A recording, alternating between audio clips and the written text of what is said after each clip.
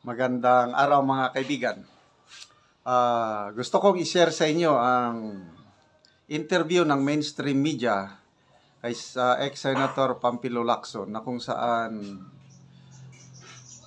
binulgar niya yung usapan, yung mismo nakausap niya si Senator Grace po, ang chairman ng Finance Committee sa Senado, na kaya pala pumayag ang Senado na ituloy ang AKAP. Diba? 26 billion yung AKAP na tinanggal ng Senado. Nung nag-BICAM conference, pumayag dahil daw, ito mismo galing sa bunganga ng senadora, pumayag na daw dahil binigyan sila ng 5 billion. Ang pangit pakinggan, sabi ni Senator Ping Lacson. Panorin natin ito. Pakinggan. Facebook kasi napadala na ko ng kopya. Yeah. And at least 14 senators ang nakapirma doon sa BICAM report na may mga blanco. So, doon pa lang sa ginawa ng Senate, medyo may problema na kasi blanco. Nagulat nga ako at saka parang nakakagimbal na sinabi ng Senado, okay, kasi tinanggal na Senate yun sa Senate version. Ayaw nila. 26 billion. Yo, AKAP. Nakita ko si Senate Finance Committee Chairperson, si Grace Po. Ang sabi niya, pumayag na kaming ma-restore kasi binigyan kami ng 5 billion. Parang inamin na ninyo na sa inyo ba yan? Bakit pinarte-parte nyo? Kaya sinasabi niyo mag-implement niyan, DSWD. Bakit sinasabi mo ngayon na pinarte-parte nyo, 5 billion sa senator, at pag kinuwenta, bilis sa mga notifications natin, kinuwenta agad nila, na yung 5 billion, divided by 23, kasi wala na si Sani Angara. Mahigit 200 billion ang bawat isa. Correct. Bakit nila sinabing, pumayag na kaming ma-restore kasi binigyan kami ng 5 billion? Correct. Hindi. At saka, pamilyang hindi sapat ang pagkain sa mesa. Diba? Ang pangit pakinggan. I believe, hindi pwedeng gagawa-gawa ng kwento si Senator Lacson tungkol niyan. I believe, nagsasabi siya ng totoo na ganon nga ang pahayag ng Senadora Grace po sa kanya na pumayag sila dahil binigyan sila ng 5 billion. Anong klaseng? Noong una, napakataas ang tingin ko, respeto ko sa, of course, nagsimula kay Fernando po, kay Susan Roses. Dahil mga parents, akala ko, like daughter, like father, o like mother. Ito, lumalabas. Pera ba nila yun? Yan po ang masama sa Pilipinas ngayon. Kaya hindi tayo umaasenso dahil akala nila pera nila yun Pinaghirapan ng taong bayan. Biruin mo, 5 billion, paghati-hatian ng 23 senators, bawat isang senador, 200 million ang gagas. Anyway, yan po. Isa pa. Si Senator Lacson, nakakuha na siya ng kopya ng BICAM report at nakita niya mismo yung nakita niya mismo yung mga blank items. Kaya hindi na sila magsabi ngayon na nagsisinungaling si Congressman Ungab. Ang dami nang nakakalam. Mga anti-Duterte, mga kongresista. Franz Castro, Raul Manuel, sila ang nagpapatotoo na tunay nga may blanco. Ito na naman. Senator Pampilo Lacson, may kopya na siya. Kaya wala na silang palusot ngayon. Kaya sabi ng Malacanang, A.S. Bersamin, hindi kami mananagot dyan. Silang mananagot. Laglagan na. Hugas kamay na. Okay, ituloy natin itong pag-interview kayo. Ang kasalanan nasa House. Pero kung naipasa yung enroll bill na i-transmit sa Malacanang, na may mga blanco pa rin, sino na nag-fill up ng mga blanks? Malamang yung DBM or kung sino man yung mga ahensya pa na bago isumite sa Pangulo para pirmahan yung mismong GAA, napilapan, pero ng executive branch. mas anomalous yun. Kasi ang executive branch, hindi pwede mag-amyenda.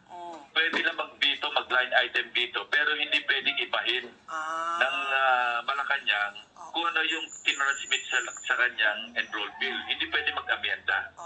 So yun ang dapat tingnan natin. Madali lang namang makita yan para ma-pinpoint na. Okay. So, maganda yung paliwanag ni Senator Lacson, ano? Kailangan makuha yung enrolled bill, yung General Appropriations Bill. Kasi, i-compare mo na ngayon yung enrolled bill at saka yung BICAM report. Doon mo na madidiscoveryan sino ang nag-fill in the blanks. Ang problema ngayon, according to Attorney Vic Rodriguez, ang Philippine Star at ang Balita, ito, mga mainstream media ito, formal na silang nag-request ng kopya ng General Appropriations Bill. Ayaw daw magbigay ang Kongreso. Kailangan pa daw nilang humingi ng permiso kay Speaker Martin Romualdez. Kaya galit si Atty. Vic, sabi niya, violation niya ng freedom of information. Karapatan nating makita yung enrolled bill. Bakit ayaw nilang magbigay? Yung pa isang nakakapagtaka, si Congresswoman Estela Kimbo. Grabe, ang mga reporter ng mainstream media naghihirap na makunan siya ng statement. Wala daw, rush daw, busy daw. Bakit ayaw niyang magpaliwanag? Ay, nako. Diyan nyo nalalaman na there is something fishy, there is something wrong. Anyway, balik tayo sa issue. Salamat itong pagbubulgar o pagbibisto ni Senator Lacson na nakausap niya si Senate Finance Committee Chair Grace po, na inamin niya nga pumayag sila sa AKAP ibinalik dahil nabigyan sila ng 5 billion. Ganyan na po katindi. Ganyan na po I don't know, how do I describe it? Parang pera nila yung ina-appropriate nila.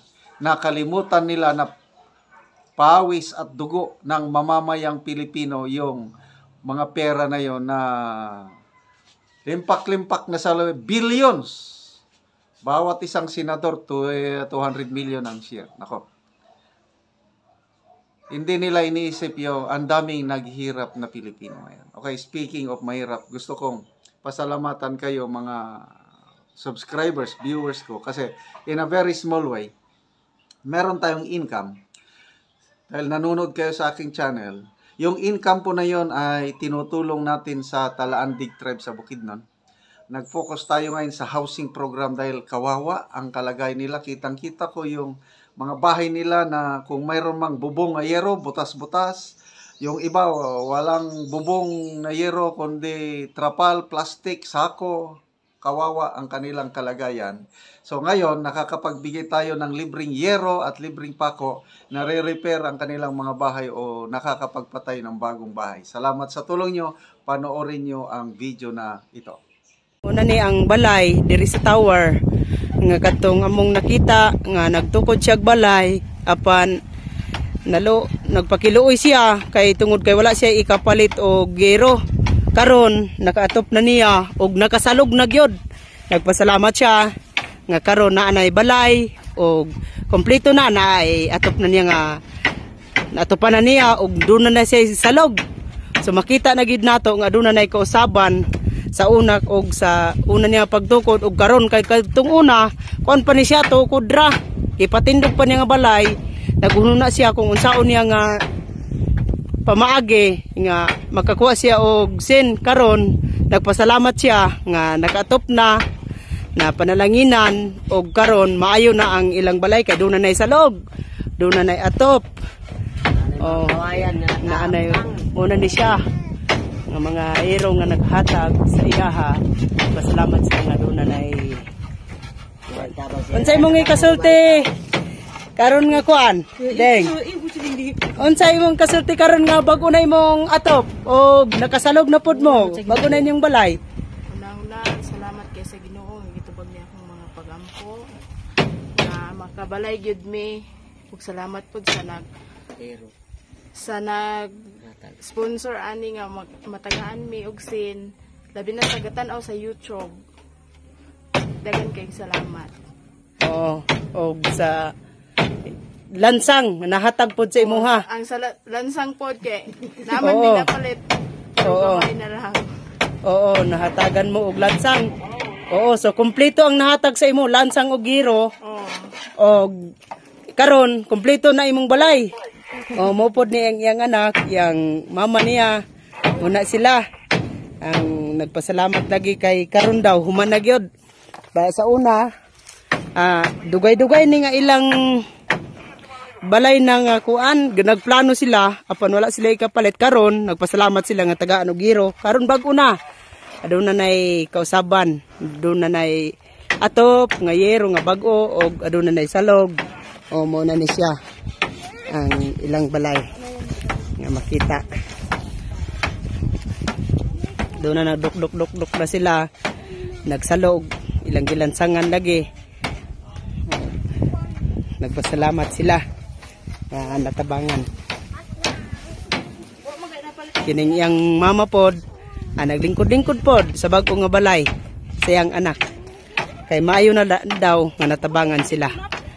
Ug nagpasalamat pod sila sa channel YouTube nga nananaw nga naluoy sa nagbalay nga walay kapalitin taon tungod sa kalisod. Og salamat. Og mora to ante, salamat. Oo, sige, salamat po.